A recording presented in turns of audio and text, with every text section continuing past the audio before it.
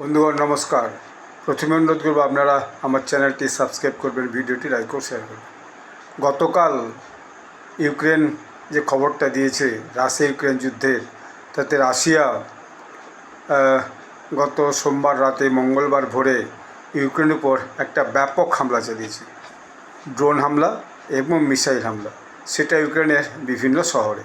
এবং ইউক্রেনের পক্ষ থেকে বলা হয়েছে যে তাতে প্রায় সব মিলে 22 জন লোক মারা গেছে এবং রাশিয়া 556টা ড্রোন এবং 73টা মিসাইল ইউক্রেনের উপর বর্ষণ করেছে।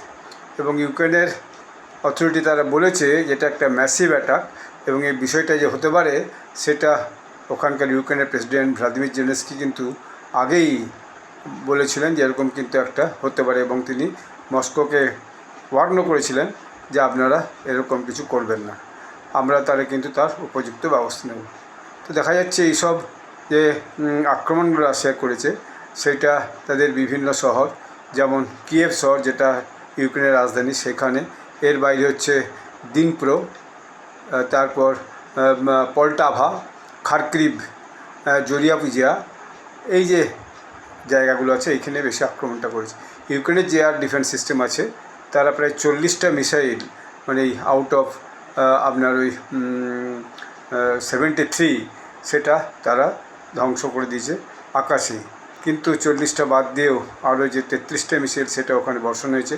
পরে দেখা যাচ্ছে, ছবি এসেছে, ভিডিও এসেছে যে সে সমস্ত শহরে ভীষণ আগুন জ্বলছে বিভিন্ন জায়গাতে।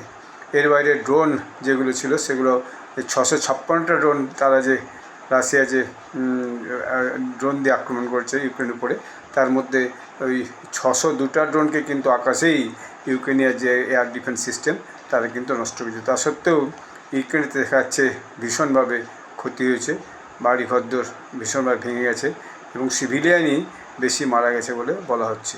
তো ইউক্রেনের পর রাশিয়ার উপর আক্রমণের জন্য নিশ্চয়ই প্রস্তুত দেবে। তার মানে আগামী দিনে এই যুদ্ধটা আবার একটা নতুন মাত্রা পেতে চলেছে। ধন্যবাদ।